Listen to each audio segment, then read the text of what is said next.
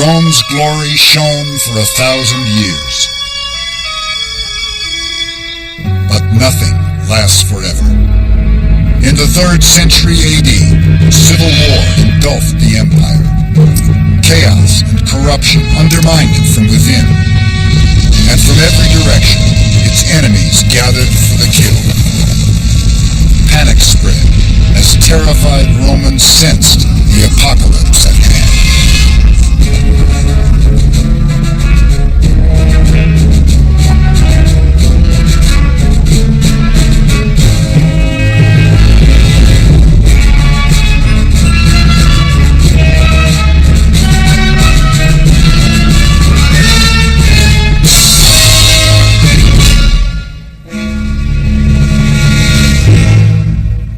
Rome rose to the pinnacle of its extraordinary power and glory in the 200 years after Christ. It grew until the empire united all lands from Spain to Syria and from Scotland to Egypt. More prosperity, more stability, and more peace than the Western world had ever seen. It was in 190 AD with the mad Emperor Commodus that it all started to fall apart. Crazy emperors were nothing new to the Roman Empire, so when Commodus started fighting as a gladiator and walking around town dressed like Hercules, Romans weren't too worried. They simply assumed he'd be assassinated like so many before him. He was. Then waited for reason and order to return. It didn't. Civil war broke out as legion fought legion, each trying to install its general as emperor. Anarchy grew. Romans yearned for one of the great emperors of the past to take control. Julius Caesar, an Augustus, a Hadrian. Instead, they got the likes of Elagabalus, proclaimed emperor by the 3rd Legion on May 16th, 218 AD. Elagabalus was a 14-year-old transvestite from Syria, brought up to worship the sun. At 17, he married a male charioteer named Hierocles, who publicly whipped him. It wasn't the only bizarre ceremony to invade the imperial court. In honor of the sun, Elagabalus sometimes walked backwards through the city, carrying a large black stone. Romans looked on, stupefied. When he finally announced he wanted to be castrated, it was the last straw. His own palace guard killed him as he sat on the toilet, then threw his body in the Tiber.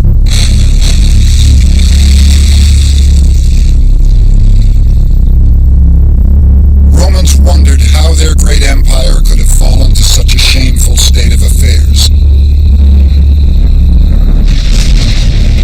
Some believed it was the long-awaited fulfillment of the Sibylline oracles, a series of apocalyptic prophecies that had haunted Rome for centuries.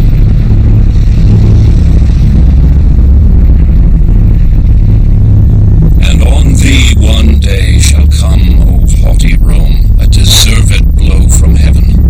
You will be plundered and destroyed, and with wailing and gnashing of teeth you will pay.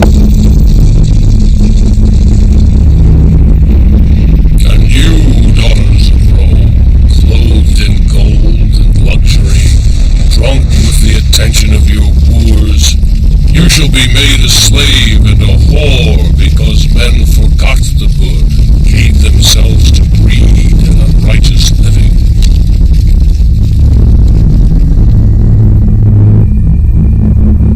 But there was nothing mystical about the chaos of the 3rd century.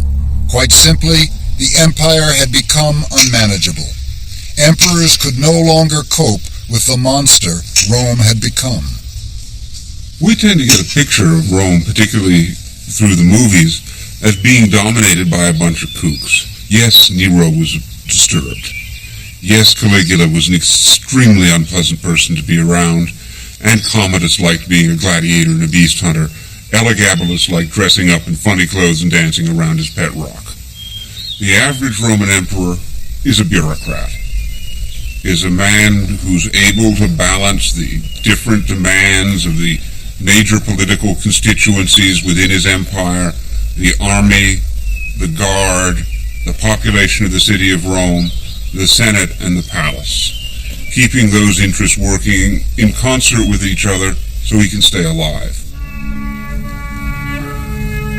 After Elagabalus, the best efforts of a succession of hard-working emperors were all in vain. Political power was concentrated in too few hands. The wealthy were forgetting the old democratic ideals, balancing the power of rulers with the needs of ordinary citizens. Rome had turned its back on the common man.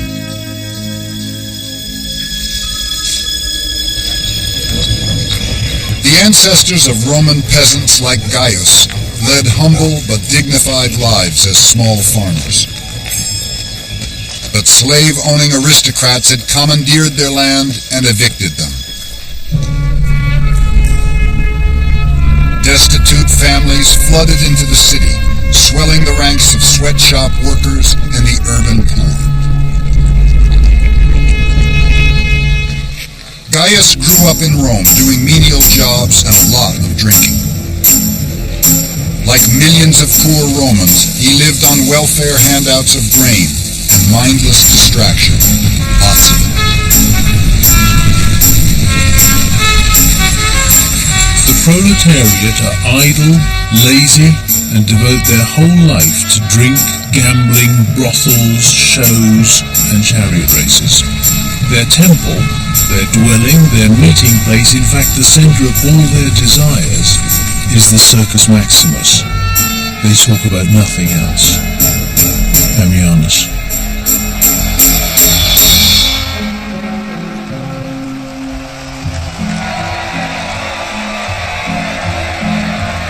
By the 3rd century AD, the number of days devoted to games had risen from a handful to the staggering 170 each year.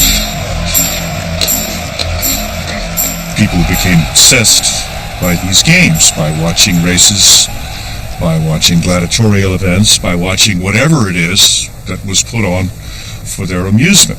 I think that often people say that that's what's happening to the modern world. We're more interested in sport, more interested in watching games than we are in working.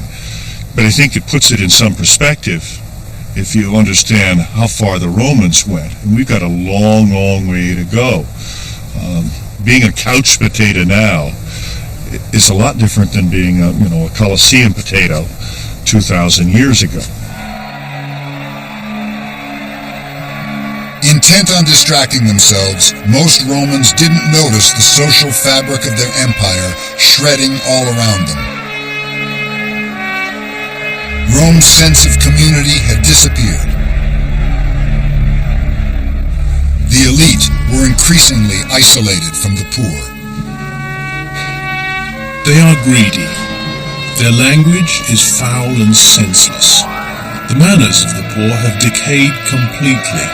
They're quarrelsome and make disgusting noises by snorting loudly through their noses. Ammianus. Upper-class Romans could ill afford their disdain. Gaius would die in squalor and oblivion. But his children and grandchildren would never forget how Rome had shut them out.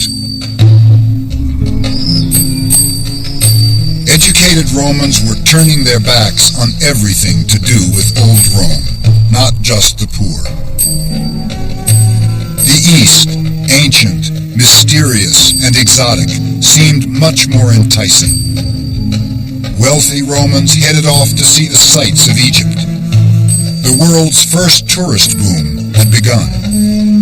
Bored local officials were forced to cater to Roman aristocrats on senatorial junkets. Lucius Memmius, a Roman senator in a position of considerable importance and honor, is sailing up the Nile from Alexandria to see the sights. Receive him in grand style, and see to it that at the usual points, lodgings are prepared and landing facilities completed. Also, provide furniture for the lodgings, the special food for the feeding of the crocodiles, whatever is needed for the labyrinth, offerings, sacrifices, all the usual things. In general, do everything possible to please him. Romans marveled at the wonders of Egypt, and like tourists in centuries to come, scratched graffiti to record their visits.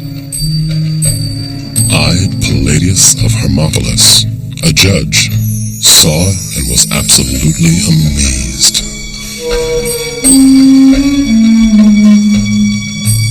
I, Colonel Januarius, was here with my daughter, and we marveled at this place.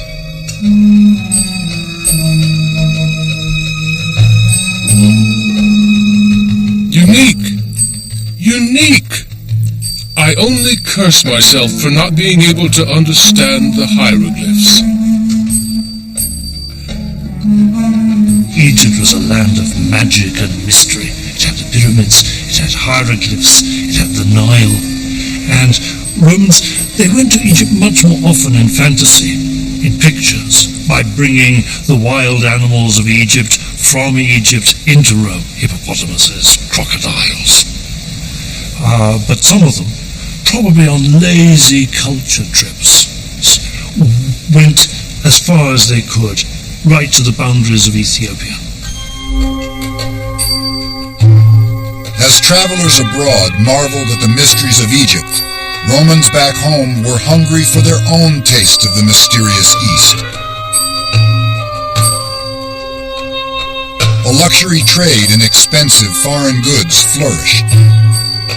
There is this exotica that the rich and wealthy came to expect. Perhaps one of the most startling examples would be spices. They came from the Far East, from the islands of Indonesia.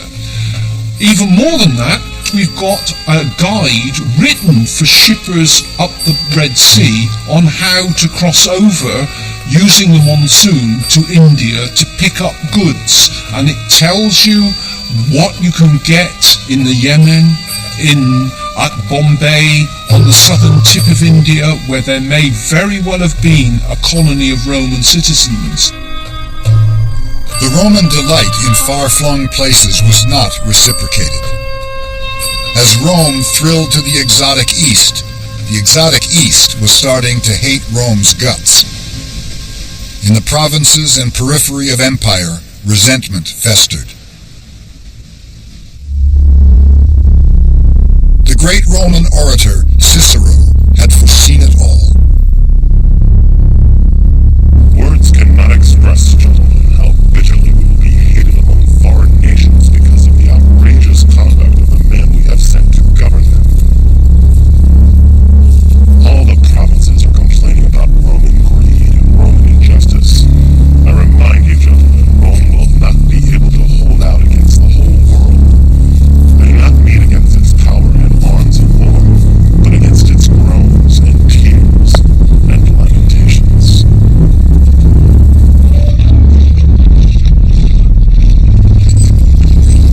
From the beginning, Rome had built its empire by conquest and force of arms. In the early days of empire, there had been real benefits to being defeated by Rome. Citizenship, civil rights, trade, and prosperity. But by the 3rd century AD, those benefits were evaporating. Citizenship was giving way to slavery. Peace and prosperity replaced by shameless exploitation.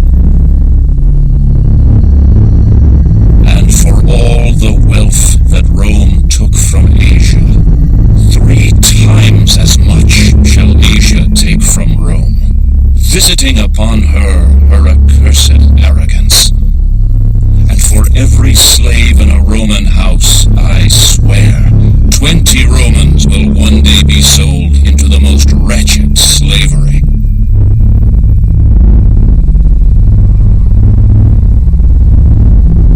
Rome was sitting on a powder keg of poverty and resentment.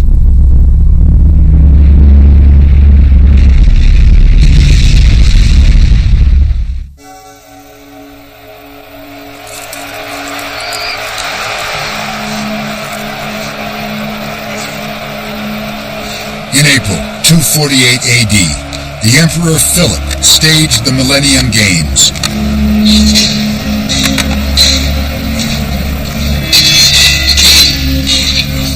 Rome was 1,000 years old and celebrating its birthday in the only way it knew how.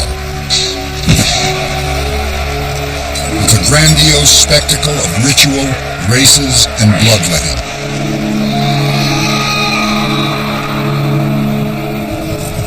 As Romans celebrated, barbarian armies hammered the empire's frontiers. Rebellions were breaking out in the provinces.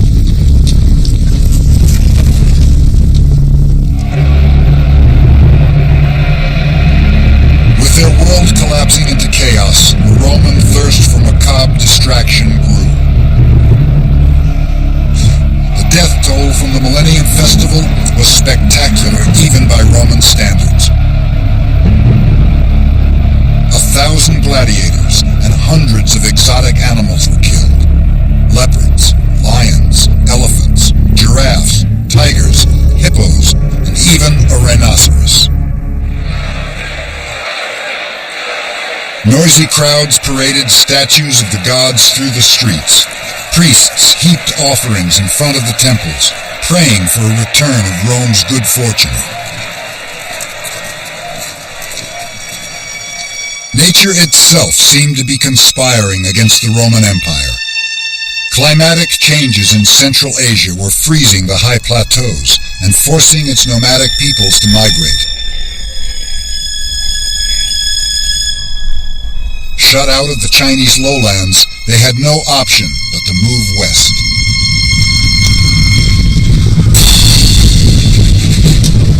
As they headed for Europe, they pushed all the tribes in their path further west as well. In the 3rd century, wave after wave of uprooted peoples were pushed up against Rome's northeastern frontier. Goths, Slavs, Vandals, and more.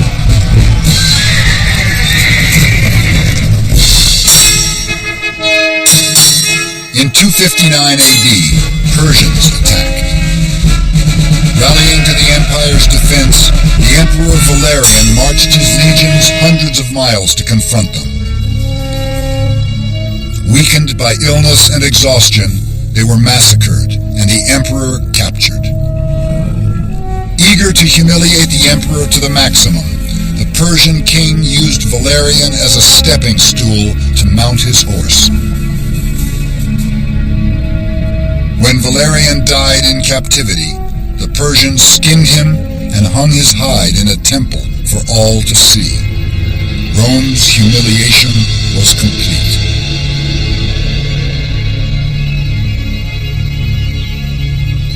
Dearest Mother, my greetings.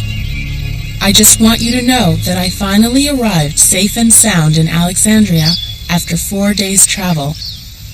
I miss you all already. Tell Io that if he wants to join the army, he should come here. Everybody seems to be joining the army.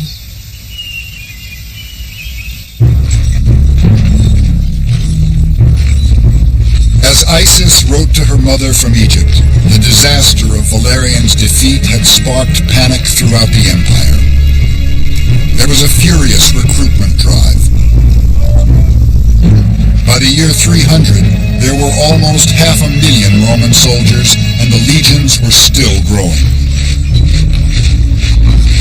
The only way to maintain this gigantic military machine was taxation. Taxes rose and inflation spiraled. Roman currency, the denarius, was progressively devalued. Once again, ordinary Romans bore the brunt. The ordinary person in the late Roman Empire could expect to be taxed more efficiently, more harshly, more often, and more consistently than ever before. Likewise, people realized that in order to safeguard themselves, their families, their livelihoods, that they should join the state. So there's an enormous competition to join the army and join a bureaucracy, all of which confer substantial taxation privileges and immunities. Taxation would be less brutal if the burden were shared equally by all. It is not. Tributes due from the rich are extorted from the poor, and the weaker bear the burden of the stronger. Ordinary people are being crushed by the weight of taxes. What more can I say? The situation is shameful and disastrous. South. Beset by enemies without and turmoil within, the Empire tried desperately to tighten its grip. Along with the army, the whole apparatus of imperial power began to swell. Bureaucracies multiplied. The people who oversaw the postal system, the speculatores, had become the world's first full-fledged intelligence operation. Spies were everywhere, reporting any signs of rebellion in the provinces. Emperors were obsessed with maintaining control. Rome was moving slowly but surely towards the totalitarian regimes that would preside over its final collapse. In 285 AD, realizing the empire was becoming bloated and top-heavy, the Emperor Diocletian embarked on reforms to streamline it. He split the imperial bureaucracies into two linked empires, 2 emperors and 2 armies. He froze prices, putting the brakes on runaway inflation, and banned a subversive cult called Christianity. In the short term, Diocletian's reforms were astonishingly successful. Romans breathed a sigh of relief as peace and order once again reigned in the empire. Certain the Roman world was back on track, Diocletian did something no Roman emperor had ever done. He retired and lived quietly to be an old man. But the peace didn't last long. By the 4th century, no amount of bureaucratic restructuring could cope with the class conflicts and the political infighting tearing the empire apart. If Rome was to survive, it needed more than a sane administrator like Diocletian. It needed a ferocious and all-powerful ruler. It was about to get one.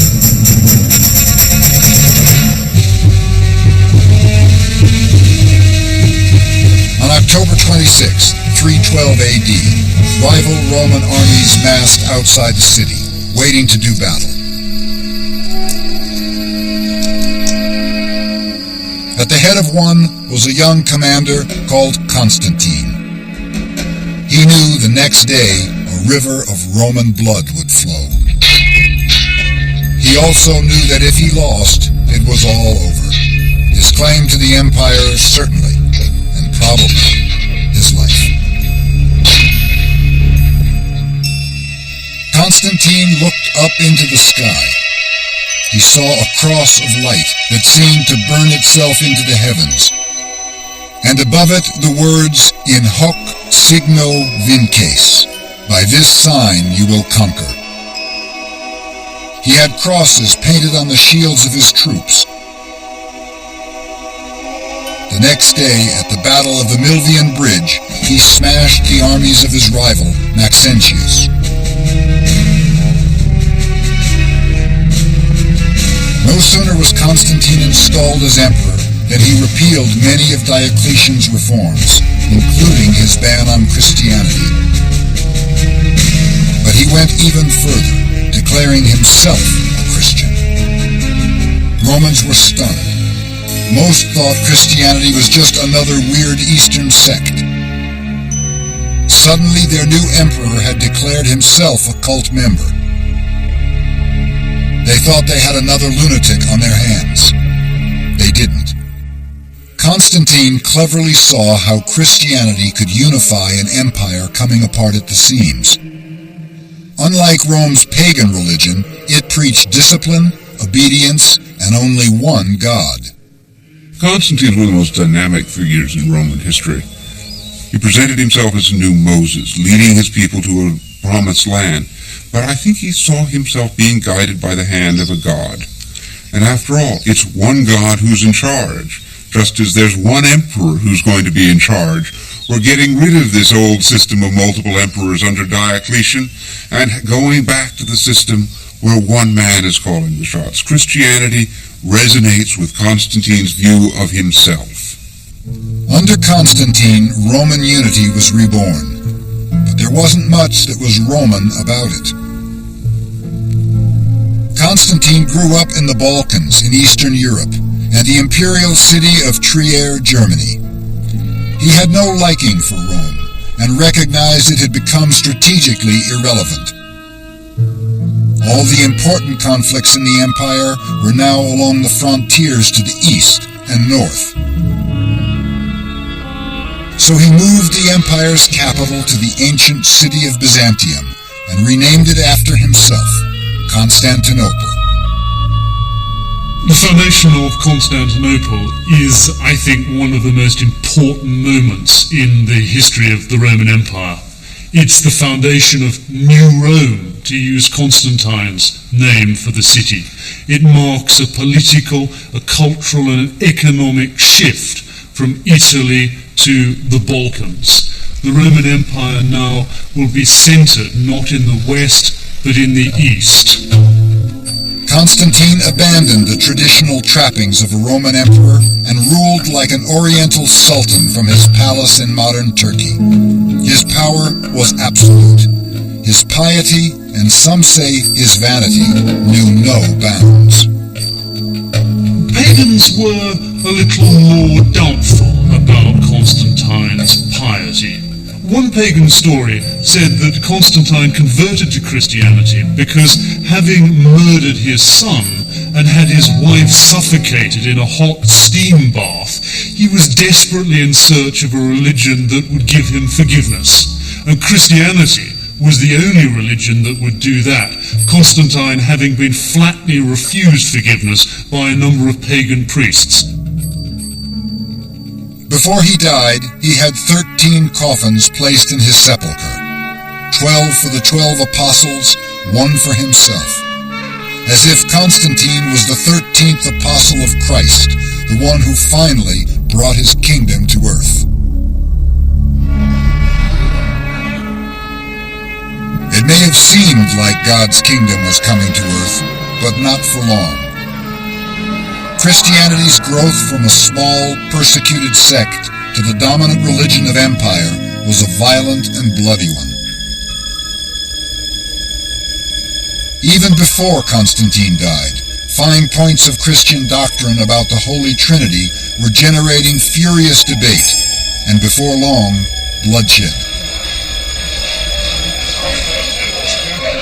In 366, a conference of bishops left 137 corpses on the floor of a Roman basilica.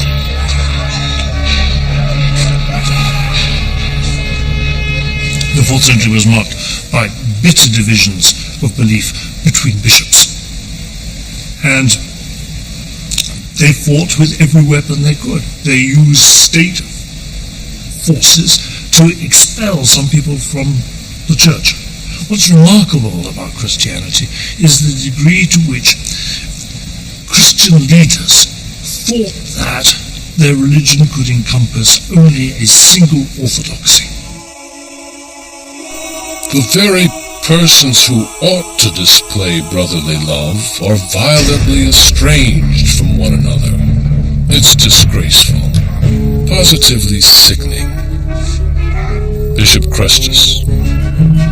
By the end of the century, there there were over 60 official decrees outlawing different heretical beliefs. Before long, there were attempts to ban all non-Christians from public office. Synagogues were burnt. Pagans observed the growth of Christianity with alarm. Their Rome had been ruthless in punishing people's actions, but unconcerned about their beliefs. That sort of tolerance was now a thing of the past. Have a care.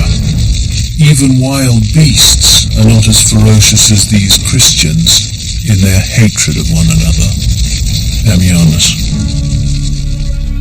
But not all Christians were engaged in theological feuding. In 423, outside the town of Antioch in Syria, a man called Simeon climbed up a pillar. He stayed there for 30 years, scorched by the sun, kneeling, singing, and suffering. 100 years earlier, everyone would have assumed he was a madman. He would have been arrested or ignored. Not now.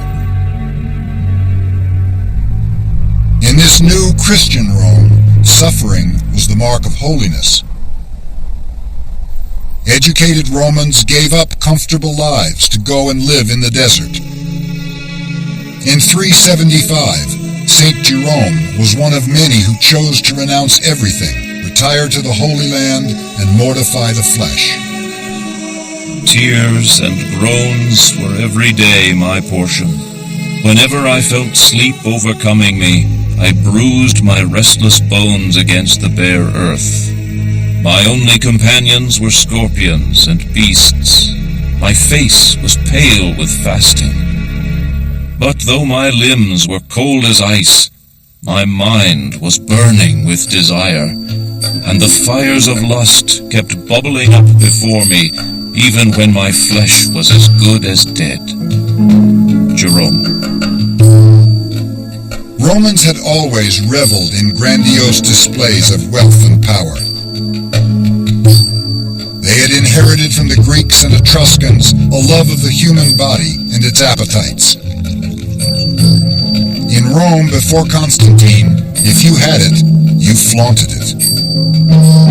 To the pagans who refused to convert, Christian self-denial was bizarre and puzzling. The ones who call themselves monks live in unspeakably dreary places and shun the light. Why would a man choose to live in misery in order to escape from it? They seem to be afraid of everything, particularly what is good and pleasurable. The reasoning behind all this seems completely insane, and I find it utterly incomprehensible. Rutilius. Despite the rigors of Christianity, as the 4th century progressed, Romans flocked to it. Women, long oppressed by patriarchal Rome, found respect and recognition. To everybody, men and women, rich and poor, Roman and non-Roman, Christianity offered a refuge from the chronic uncertainties of the era. There's no doubt in my mind that Christianity saved the Roman Empire. At the end of the 3rd century, it gave it a new focus for unity, both religiously and ideologically. But Christianity is the glue that sticks the various parts of the Roman Empire together in the centuries after Constantine. Christianity could hold the empire together for a while, but not forever.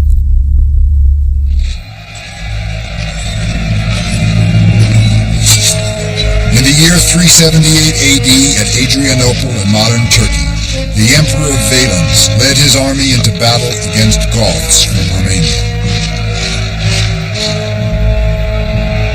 It was time to teach the barbarians a lesson and make them submit to the might of Rome.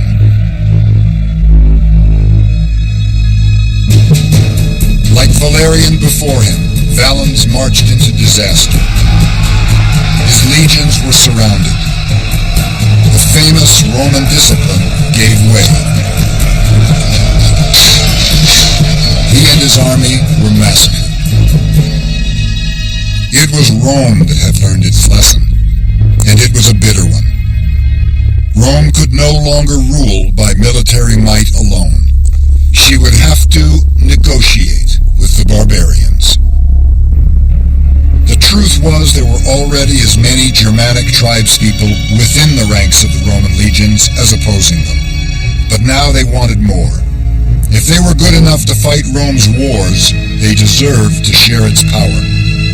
But Romans didn't share power. As beasts from men, as the dumb from those who speak, so the foolish heathen differs from the Roman. Rome stands alone in pride over barbarian lands. Prudentius. That Roman pride was now taking a serious blow. Forced to accommodate the barbarians, Romans began to feel threatened. Intolerance and resentment grew. The Goths are perfidious, the Alani rapacious lechers, the Saxons, Franks, and Arulians are wantonly cruel, and the Germans are alcoholics to a man. Salvin. Special scorn was reserved for the Huns, the nomads from Central Asia who had pushed the other barbarians westward in the first place. They too now appeared on the frontiers of empire. They are so monstrously ugly and misshapen that one might take them for two-legged beasts.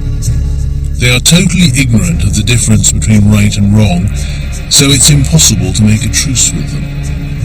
Like unreasoning beasts, they are at the mercy of the maddest impulses. Ammianus.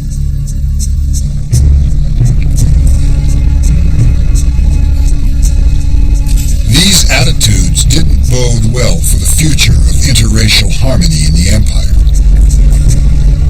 For centuries, barbarians had been humiliated and enslaved. They were tired of it. When Alaric, leader of the Goths, settled his people inside the northern frontier, he wanted a dignified coexistence with Rome.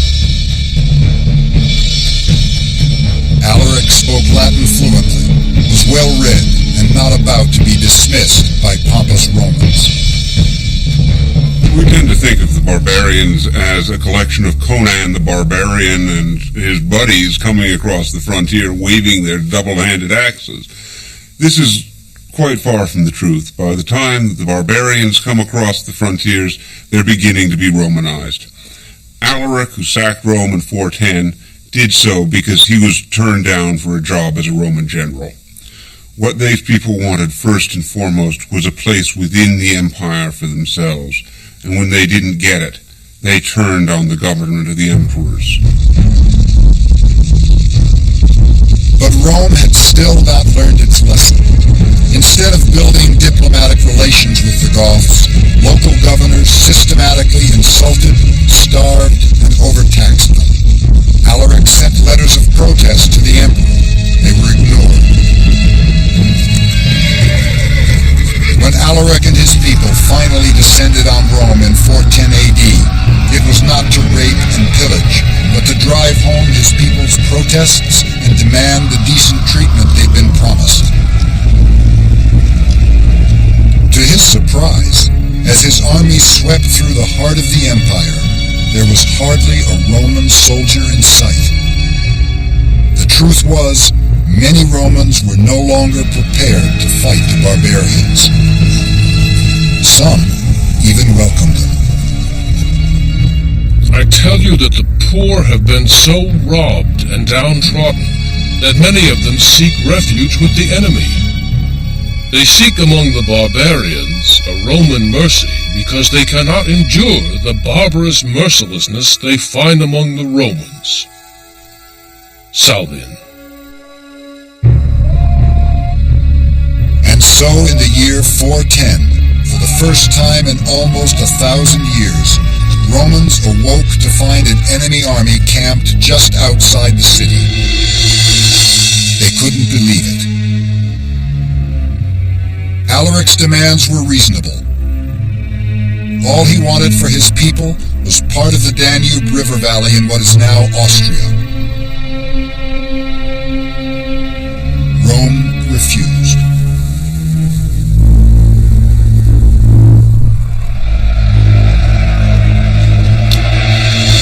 Furious with Rome's arrogance, Alaric laid siege to the city.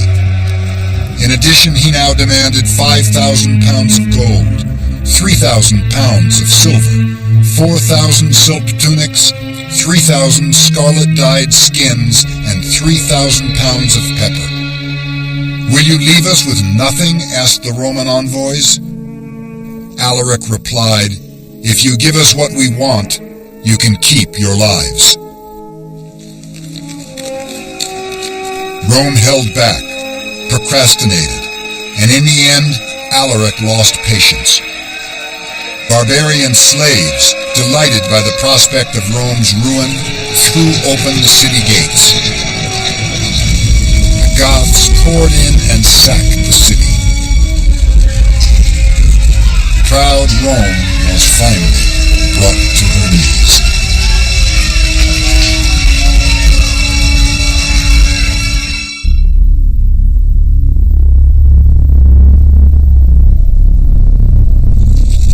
It's inconceivable. Rome fallen? The city which subjugated the whole world, conquered? I am speechless with despair. What will happen to our friends? I fear the whole world is faced with annihilation. Jerome.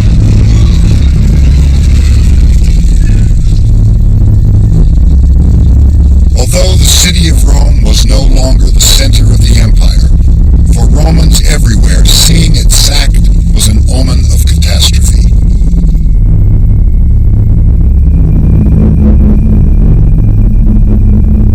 Diseases are spreading. Time surely is nearing its end. I foresee the massacre of all humanity. This surely is the twilight of the world. Ambrose.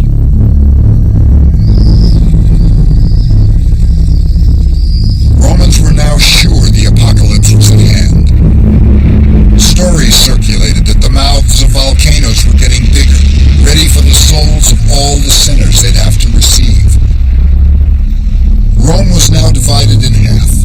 The Eastern Empire remained strong, but as barbarians overran the West, Romans everywhere were terrified the end was at hand. My soul shudders to recount the downfall of our age. The blood of Romans is being shed everywhere from Constantinople to the Alps. Women are raped. The whole empire is being sacked, pillaged, and plundered. Jerome. But apocalyptic visions turned out to be untrue. Not only did the world not end, the barbarians didn't do much raping and plundering either. Goths, Visigoths, Vandals, and other German tribes streamed out of Central Europe and spread themselves throughout the Western Mediterranean.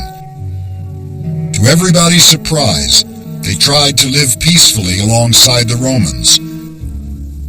Paulinus was a wealthy Roman nobleman with huge estates near Bordeaux in modern France. When news arrived that an army of Goths was heading for his lands, he feared the worst and fled in terror for his life.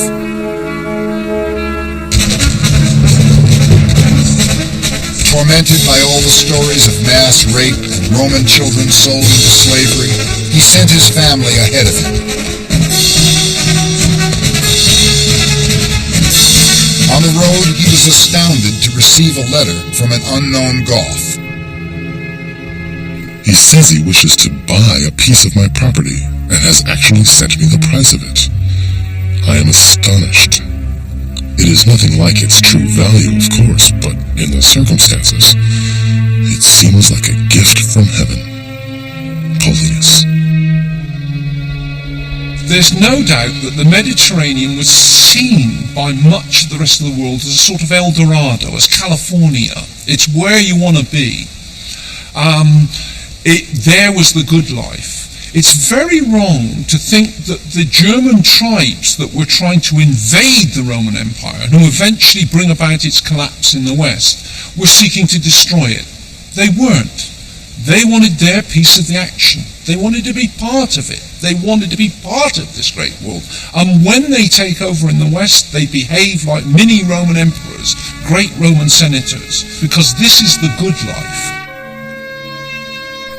Alaric's sack of Rome in 410 AD was not the end. The Eastern Empire was still strong. From its wealthy cities in Turkey and the Middle East, it viewed the disintegration of the West with growing detachment. It would slowly become the Byzantine Empire, but go on calling itself Roman until the Middle Ages. The Western Empire staggered on for another 60 years. There were still emperors in Rome, but their control was evaporating as the power of the central bureaucracy crumbled. The Western Empire now did nothing for the provinces except tax them. Local Roman nobles soon felt they were better off without it. They came to see themselves as free agents, fortifying their estates, making their own deals with the barbarians, even intermarrying with them.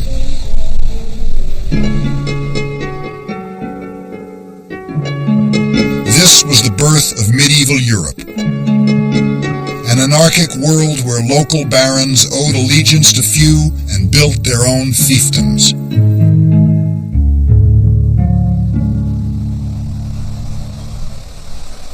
The disintegration of the Western Empire drove even more people into the arms of the Christian Church. With this world collapsing all around them, they sought refuge in the next. Paulinus was one of them. After the Goths took over his estates, Paulinus threw away what little he'd rescued. He wandered on foot through Spain and finally found his way to the south of Italy, where he ended his days as the abbot of a small monastery. His poverty came to feel like a blessing. I visit cities infrequently these days and have grown to love the intimate remoteness of the silent countryside. Solitude is conducive to the spiritual life. I feel that I am fashioning and strengthening Christ within me every day. I strive for the kingdom of God, as once I strove for position. I attend to heavenly goods, as carefully as I once attended to earthly ones. Paulinus.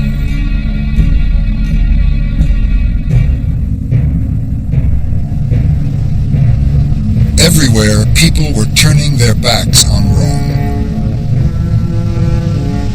In 476, a Gothic commander quietly told the last Roman emperor of the West he was out of a job. The emperor withdrew to his villa by the sea.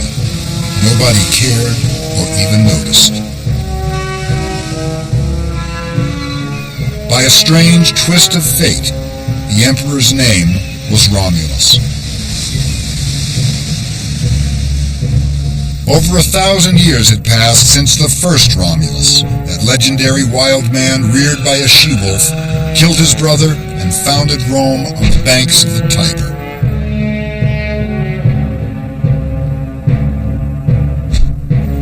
In the millennium in between, Rome had grown from a tiny, primitive backwater to ruler of the Western world.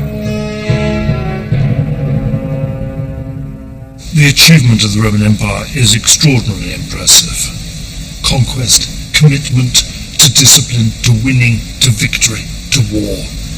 And in the history of the human race, the creation of large empires has been fundamentally important, even though it's no longer fashionable. The creation of peace, the creation of law, order, the institutions of Senate, the creation of money, democracy, elections, voting. All these, even if some of them are only the perpetuation of the Greek tradition, have been fundamental in modern European culture. With Rome's passing, the West's long love affair with its memory began. Paradoxically, it was the Christian Church that faithfully kept the language and culture of its former persecutor alive. Simply walk into any church. In its architecture and design, you have just walked into a Roman imperial palace. Sit down in that church and perhaps listen to the church service, listen to the liturgy, listen to the hymns. You are listening to Roman imperial court ceremonial. The structure of the buildings of the Christian church, its liturgy, its choirs, its priests, its bishops are imitative of Roman imperial court ceremonial. In the centuries that followed her fall, Rome was reborn again and again. The guiding idea of the Italian Renaissance was the rebirth of Rome and its classical ideals.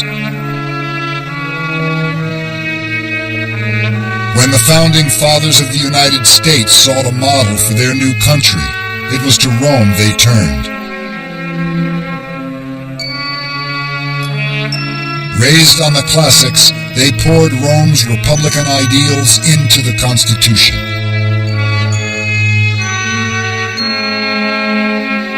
The early Roman Republic inspired democracies and high ideals down to the present day. But the empire it became left a very different legacy. When the French Emperor Napoleon claimed to have Roman blood coursing through his veins, it wasn't the Republic, but the empire and its all-powerful rulers he was thinking of. The great danger is that we believe that the Roman Empire was a good thing. That is a 19th century view. It's the reason why in Britain people learnt the classics. They learnt the classics and they read their Livy in order to know how to govern India, because Britain saw herself as doing exactly what the Romans had done. We have not yet properly written the post-imperialist history of Rome that will come and realize that this whole thing, great though it was, has its negative side. It has its violence. It has its dark side. That dark side of Rome was ruthlessly exploited by the fascist dictator Mussolini, who openly styled his regime as a new Roman Empire, and himself a new Emperor Augustus.